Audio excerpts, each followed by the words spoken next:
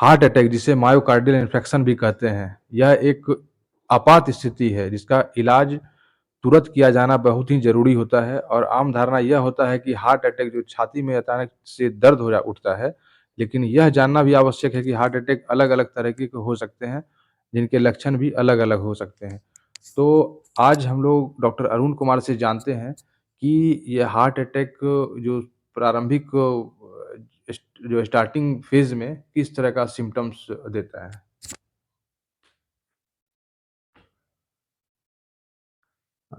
Heart attack जिससे commonly myocardial infection भी बोला जाता है, एमआई बहुत कॉमन टर्म है, आजकल काफ़ी पॉपुलर है। और ये जो भाग दौड़ की ज़िंदगी है जिसमें एमआई टिपिकल तो पहले होता ही था, एक एज के अनुसार 40-50 के बाद हुआ करता था। आजकल हम लोग सुनते आ रहे हैं कि फलाना ने ट्रेडमिल पर गया और कुछ देर एक्सरसाइज के बाद उसे एमआई आया, हार्ट अटैक आ गया। तो ये एटिपिकल प्रेजेंटेशन भी हो रहा है। तो मुझे लगता है कि एमआई जुवेनाइल टाइप का होते जा रहा है। और जो हमारा लाइफ स्टाइल है, जैसा कि आपने बताया, junk food, life style management, diabetes, obesity, juvenile obesity, इस तरह के कारण से एमआई का जो एज है, और जो एक एज हुआ करता था फिफ्थ डिकेड, वो घटकर और थर्ड डिकेड में भी ये होने लग रहा है।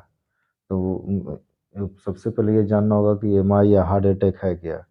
एमआई जैसा कि नाम इंडिकेट कर रहा है, मायोकार्डियल इन्फाक्शन। इन्फाक्शन उस चीज़ को बोलते हैं जब आर्टेरियल सप्लाई किसी टिश्यू में कम हो जाए और कम होने के बाद वो पार्ट डैमेज होना, डेड हो जाए, तो उसे एमआई बोलते हैं। It is after ischaemia, lack of oxygenation of the tissue supplied by the artery. And जैसा कि लग रहा है कि इसमें ब्लॉकेज होता होगा। तो ब्लॉकेज किन चीज़ों से होता है, इधर कोलेस्ट्रॉल से या फैट डिपोजिशन से। ये आर्टरी ब्लॉक होगा, प्लेक बनेगा, और उसके बाद एथेरोस्क्लेरोसिस के बाद स्टेज में नहीं हो, पार्ट डैमेज रिवर्स ज़्यादा होगा, टाइम करते हैं ना। वो आप सिम्टम है, टफनेस ऑफ पेन होगा, होगा, नोजिया भी हो सकती है, जनरली मिलता ही है। और इसमें ये देखा गया है कि जितना आंसर, जैसे कल इन या जो टैबलेट है, इसको हम जल्दी से जल्दी लें, आगे एग्जैजरबेशन आ जा सकते होने को बहुत हद तक कम किया जा सकता है।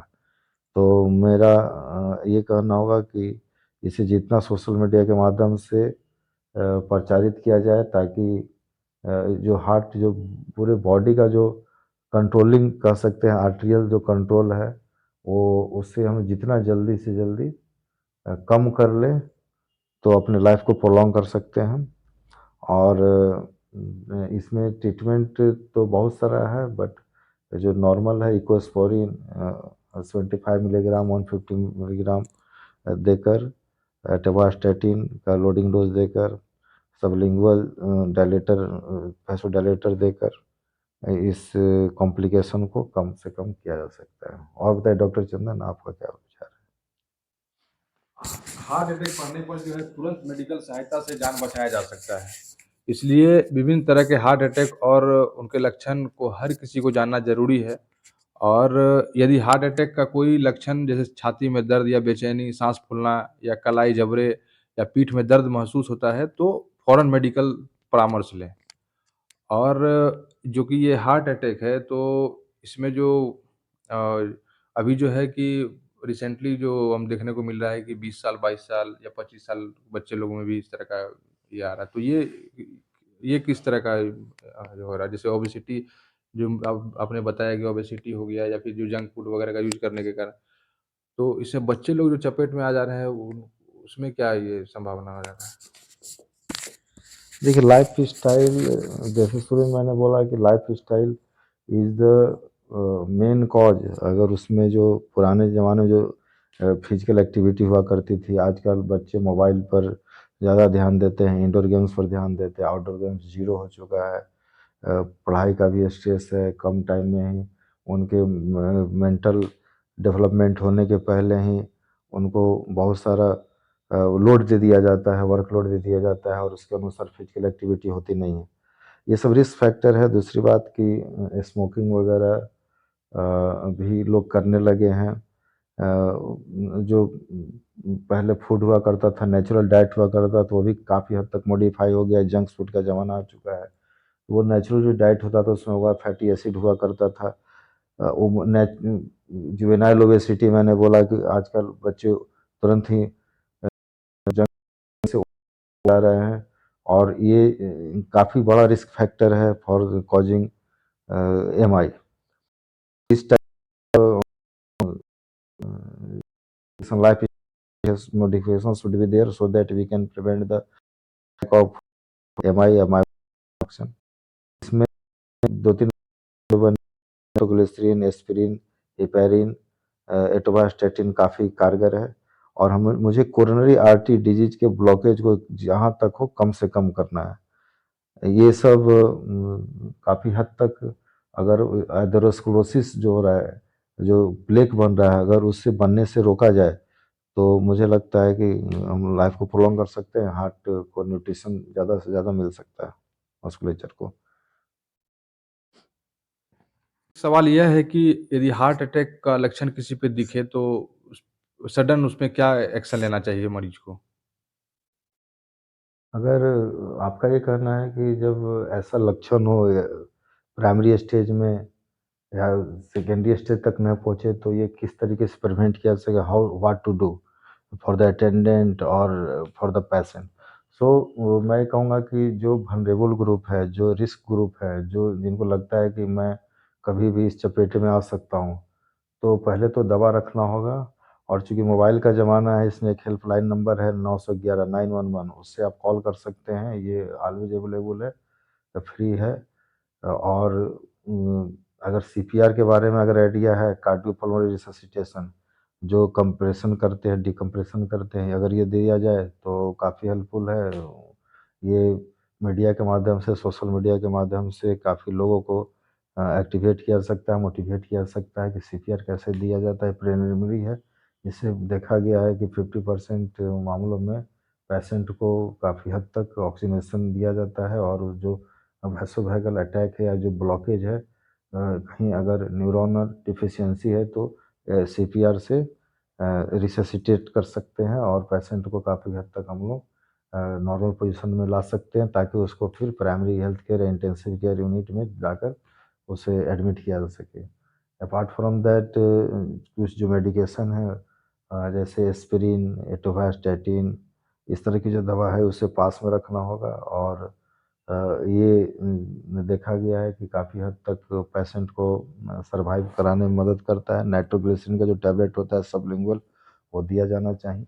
और जो रिस्क फैक्टर है, ख़ास करके जो 65 या 45 55 एज ग्रुप हैं, उनको इस सब ज़्यादा ध्यान देना है। जो स्मोकिंग कर रहे हैं, टोबैको यूज़ कर रहे हैं, जो हाइपरटेंसिव पेशेंट हैं या जिनका लिपिड प्रोफाइल डिस्टर्ब है, ओबेस हैं या डायबिटीज़ है, टाइप 1, टाइप 2 या अदर मेटाबॉलिक सिंड्रोम है, तो उस तरह के पेशेंट को या जिनके घर में इस तरह की हिस्ट्री है और उनका एज भी 40 क्रॉस कर चुका है और डाइट तो आजकल अनहेल्दी हो ही चुका है या जो ज़्यादा स्ट्रेस में रह रहे हैं, फिजिकल स्ट्रेस या मेंटल स्ट्रेस, इस तरह के लोगों को खास करके जो हम लोगों ने अभी बताया कि रिस्क ग्रुप है, तो उनको ध्यान देना होगा। इसमें ऐसे ही पेशेंट हो सकते हैं, जो लेडीज़ हो सकती है, जो प्री एक्लाम्प्सिया की पेशेंट है, जिसे ब्लड प्रेशर अप डाउन हुआ है ड्यूरिंग प्रेगनेंसी, तो उस तरह के एज ग्रुप को भी ज़्यादा से ज़्यादा ध्यान देना होता है। और इसके लिए जाँच है जिसमें कि एसटी एलिवेशन होता है, STEMI type, non STEMI type जो है एमआई ईसीजी के द्वारा जो हम लोग पता करते हैं, या इकोकार्डियोग्राफी में भी बहुत हद तक कुछ नॉलेज मिलता है। तो इस तरह के पेशेंट को, इस तरह के ग्रुप को या अटेंडेंट को ये देखना होगा, सावधानी बरतना होगा। और हाउ टू प्रिवेंट, अब क्लिनिक में आए तो कैसे उसको प्रिवेंट किया जाए अपार्ट फ्रॉम द मेडिकेशन। तो हेल्दी लाइफ स्टाइल, पेशेंट को लाइफ स्टाइल काफ़ी मॉडिफाई करना होगा, early to bed early to awaking so that, और जो मेडिकेशन है लेना है, और कुछ चीज़ों को अवॉइड करना होगा, जैसे स्ट्रेस जहाँ पर है उस तरह की कंडीशन को अवॉइड करना है, स्मोकिंग को छोड़ना होगा। हाई ब्लड प्रेशर और डायबिटीज के जो पेशेंट हैं इसको काफ़ी कंट्रोल में किया जा सकता है other medication, so that we can prevent the myocardial infection. और डॉक्टर चंदन जैसा अभी आपने सीपीआर के बारे में बताया, क्या आप एक बार सीपीआर करके बता सकते हैं कि किसी सी पेशेंट पी को आर के लिए हम लोग, किसी हाँ, we can try for that. तो चलिए हम लोग अभी सीपीआर के बारे में देखते हैं किस हाँ तरह से घर में आप यदि किसी इस तरह का अनहोनी यदि होता है तो किस तरह से मरीज को सीपीआर देते हैं। डॉक्टर अरुण कुमार से अभी देखते हैं सीपीआर किस तरह से दिया जाता है। सीपीआर देने के लिए सबसे पहला क्या करेंगे, जो बाएं हाथ को ये बीचों बीच यहाँ पे रखना है, लेफ्ट साइड थोड़ा सा रहेगा, और दाहिने हाथ को इस तरह से, ठीक है। इसके बाद फिर ये इस तरह से देते रहते हैं।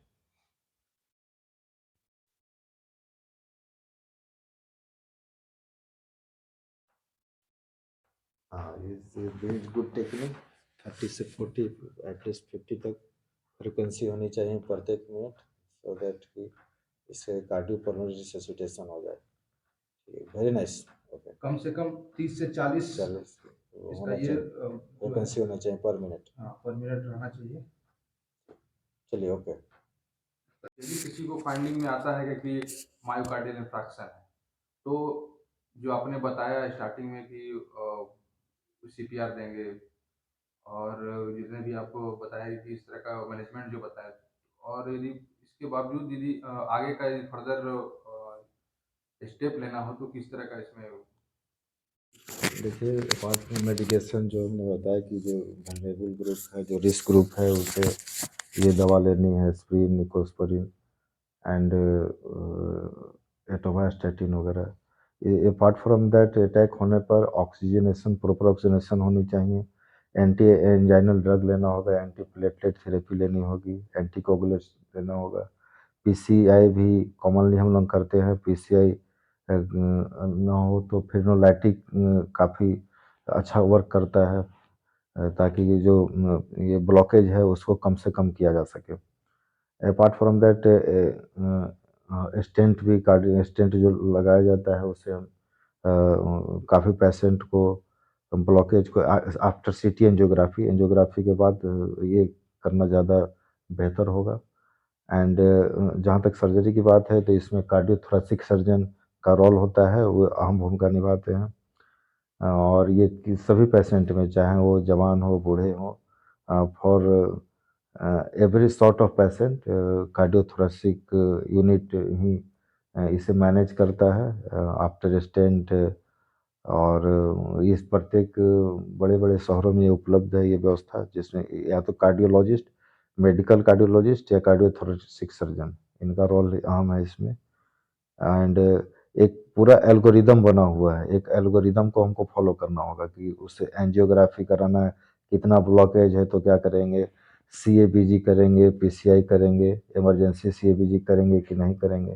दूसरी बात, एस्टेमी है या नॉन एस्टेमी है, अगर एस्टेमी है तो वो कितना है। पीसीआई, अगर बहुत जल्दी पीसीआई हो गया तो उसमें और परसिस्टेंट इस्कीमिया का हिस्ट्री दे रहा है कि नहीं, उस हमेशा इस्कीमिक है, ऑक्सीजनेशन है, तो उसे पीसीआई रिपीट करना पड़े तो पीसीआई रिपीट भी करेंगे। और नॉन एस्टेमी है तो ये देखना हो कि कॉम्प्लिकेटेड है या अनकॉम्प्लिकेटेड है। अगर अनकॉम्प्लिकेटेड है तो एंजियोग्राफी कराकर, कोरोनरी पीसीआई कराकर सीएबीजी कर सकते हैं अकॉर्डिंग टू द केस, या नहीं भी कर सकते हैं। और अगर ये कॉम्प्लिकेटेड मामला है, नॉन स्टेपी, अगर एलिवेशन नहीं है और कॉम्प्लिकेटेड है, तो उस केस में अर्जेंट एंजियोग्राफी कराएंगे, और पीसीआई अगर करना उचित है तो करेंगे, अदरवाइज इमरजेंसी सीएबीजी की सलाह दी गई है। और आफ्टर दैट उसके बावजूद भी मेडिकेशन चलेगा, जैसे एसी इनहिबिटर जो चलता है, या क्लोपिड्रोजेल 75 मिलीग्राम, GP2B इनहिबिटर चलाया जाता है, स्टैटिन डोज देना होगा, जैसे ऑलरेडी मैंने बोला था कोलेस्ट्रॉल के लिए एटोवास्टैटिन 20 मिलीग्राम या 40 मिलीग्राम तक भी दे सकते हैं।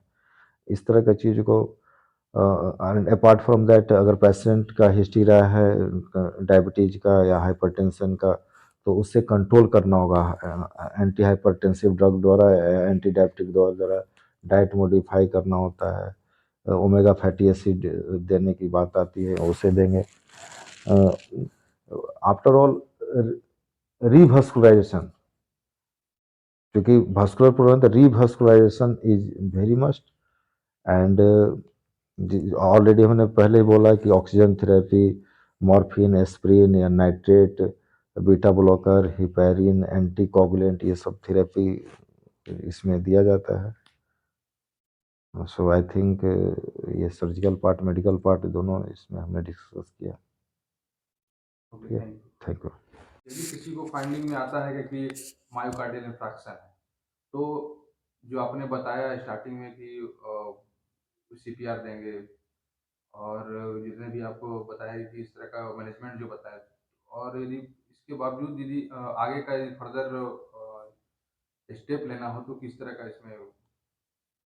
देखिए, अपार्ट फ्रॉम मेडिकेशन जो हमने बताया कि जो वल्नरेबल ग्रुप है, जो रिस्क ग्रुप है, उसे ये दवा लेनी है, एस्प्रिन, निकोस्प्रिन एंड एटोवास्टैटिन वगैरह। ये अपार्ट फ्रॉम दैट अटैक होने पर ऑक्सीजनेशन, प्रॉपर ऑक्सीजनेशन होनी चाहिए, एंटी एंजाइनल ड्रग लेना होगा, एंटी प्लेटलेट थेरेपी लेनी होगी, एंटी कोगुलेट्स लेना होगा। पीसीआई भी कॉमनली हम लोग करते हैं। पीसीआई ना हो तो फिनोलाइटिक काफ़ी अच्छा वर्क करता है, ताकि ये जो ये ब्लॉकेज है उसको कम से कम किया जा सके।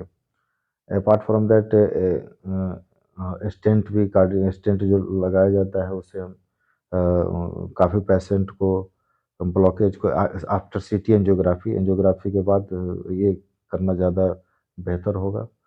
एंड जहाँ तक सर्जरी की बात है तो इसमें कार्डियोथोरेसिक सर्जन का रोल होता है, वो अहम भूमिका निभाते हैं। और ये सभी पेशेंट में, चाहे वो जवान हो, बूढ़े हो, for every sort of patient cardiothoracic unit ही इसे मैनेज करता है आफ्टर स्टेंट।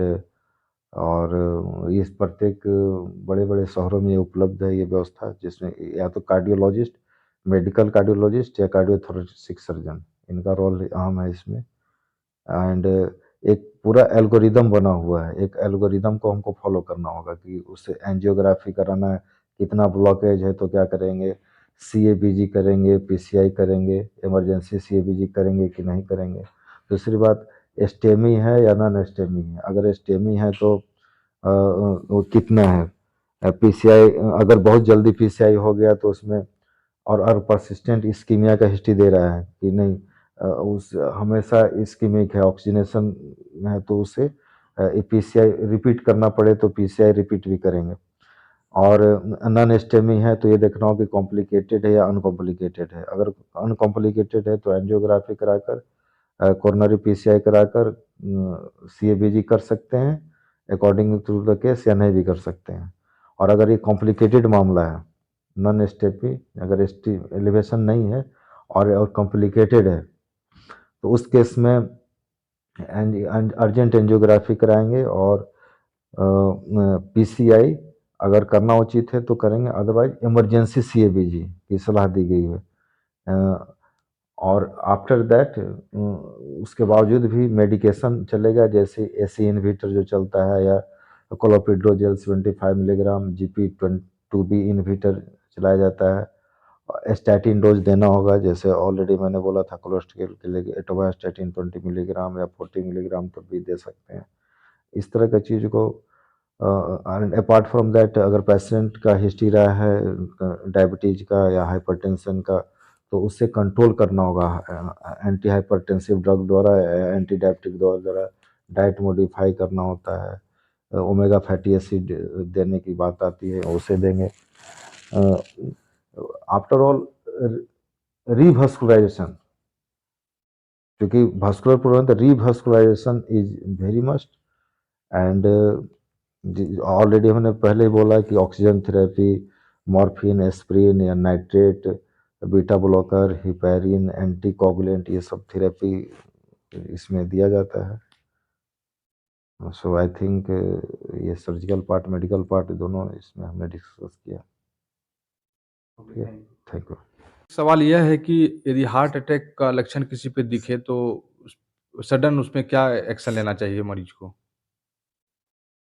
अगर आपका ये कहना है कि जब ऐसा लक्षण हो प्राइमरी स्टेज में या सेकेंडरी स्टेज तक न पहुँचे, तो ये किस तरीके से प्रिवेंट किया जा सके, how what to do for the attendant और फॉर द पेशेंट।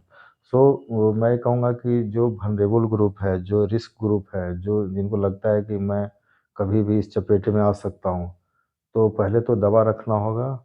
और चूँकि मोबाइल का ज़माना है, इसमें एक हेल्पलाइन नंबर है 911 911, उससे आप कॉल कर सकते हैं। ये ऑलवेज अवेलेबल है, फ्री है।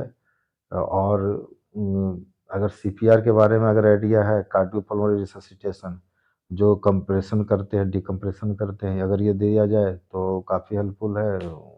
ये मीडिया के माध्यम से, सोशल मीडिया के माध्यम से काफ़ी लोगों को एक्टिवेट किया जा सकता है, मोटिवेट किया जा सकता है कि सीपीआर कैसे दिया जाता है। प्रिलिमिनरी है, इससे देखा गया है कि 50% मामलों में पेशेंट को काफ़ी हद तक ऑक्सीजनेशन दिया जाता है। और जो वैसोवैगल अटैक है या जो ब्लॉकेज है, कहीं अगर न्यूरोनल डिफिशियंसी है, तो सीपीआर से रिससिटेट कर सकते हैं और पेशेंट को काफ़ी हद तक हम लोग नॉर्मल पोजीशन में ला सकते हैं, ताकि उसको फिर प्राइमरी हेल्थ केयर या इंटेंसिव केयर यूनिट में जाकर उसे एडमिट किया जा सके। अपार्ट फ्रॉम दैट कुछ जो मेडिकेशन है, जैसे एस्पिरिन, एटोवास्टैटिन, इस तरह की जो दवा है उसे पास में रखना होगा। और ये देखा गया है कि काफ़ी हद तक पेशेंट को सर्वाइव कराने में मदद करता है। नाइट्रोग्लिसरीन का जो टैबलेट होता है सबलिंगुअल, वो दिया जाना चाहिए। और जो रिस्क फैक्टर है, ख़ास करके जो 65 या 45 55 एज ग्रुप हैं, उनको इस सब ज़्यादा ध्यान देना है। जो स्मोकिंग कर रहे हैं, टोबैको यूज़ कर रहे हैं, जो हाइपरटेंसिव पेशेंट हैं, या जिनका लिपिड प्रोफाइल डिस्टर्ब है, ओबेस हैं, या डायबिटीज़ है, टाइप 1, टाइप 2, या अदर मेटाबॉलिक सिंड्रोम है, तो उस तरह के पेशेंट को, या जिनके घर में इस तरह की हिस्ट्री है और उनका एज भी 40 क्रॉस कर चुका है, और डाइट तो आजकल अनहेल्दी हो ही चुका है, या जो ज़्यादा स्ट्रेस में रह रहे हैं, फिजिकल स्ट्रेस या मेंटल स्ट्रेस, इस तरह के लोगों को खास करके जो हम लोगों ने अभी बताया कि रिस्क ग्रुप है, तो उनको ध्यान देना होगा। इसमें ऐसे ही पेशेंट हो सकते हैं, जो लेडीज़ हो सकती है, जो प्री क्लाम्सिया की पेशेंट है, जिसे ब्लड प्रेशर अप डाउन हुआ है ड्यूरिंग प्रेगनेंसी, तो उस तरह के एज ग्रुप को भी ज़्यादा से ज़्यादा ध्यान देना होता है। और इसके लिए जाँच है, जिसमें कि एसटी एलिवेशन होता है, STEMI type, non STEMI type, जो है एमआई ईसीजी के द्वारा जो हम लोग पता करते हैं, या इकोकार्डियोग्राफी में भी बहुत हद तक कुछ नॉलेज मिलता है। तो इस तरह के पेशेंट को, इस तरह के ग्रुप को या अटेंडेंट को ये देखना होगा, सावधानी बरतना होगा। और हाउ टू प्रिवेंट, अब क्लिनिक में आए तो कैसे उसको प्रिवेंट किया जाए अपार्ट फ्रॉम द मेडिकेशन। तो हेल्दी लाइफ स्टाइल, पेशेंट को लाइफ स्टाइल काफ़ी मॉडिफाई करना होगा, early to bed, early to awaking, so that और जो मेडिकेशन है लेना है। और कुछ चीज़ों को अवॉइड करना होगा, जैसे स्ट्रेस जहाँ पर है उस तरह की कंडीशन को अवॉइड करना है, स्मोकिंग को छोड़ना होगा। हाई ब्लड प्रेशर और डायबिटीज के जो पेशेंट हैं, इसको काफ़ी कंट्रोल में किया जा सकता है other medication, so that we can prevent the myocardial infection. और डॉक्टर चंदन क्या जैसा बोल अभी आपने सीपीआर के बारे में बताया, क्या आप एक बार सीपीआर करके बता सकते हैं कि रहे किसी हैं? पेशेंट को सीपीआर के लिए हम लोग, किसी हाँ, we can try for that. तो चलिए सो हम लोग अभी सीपीआर के बारे में देखते हैं, किस हाँ, तरह से घर में आप यदि किसी इस तरह का अनहोनी यदि होता है तो किस तरह से मरीज को सीपीआर देते हैं। डॉक्टर अरुण कुमार से अभी देखते हैं सीपीआर किस तरह से दिया जाता है। सीपीआर देने के लिए सबसे पहला क्या करेंगे, जो बाएं हाथ को ये बीचों बीच यहाँ पे रखना है, लेफ्ट साइड थोड़ा सा रहेगा, और दाहिने हाथ को इस तरह से, ठीक है, इसके बाद फिर ये इस तरह से देते रहते हैं।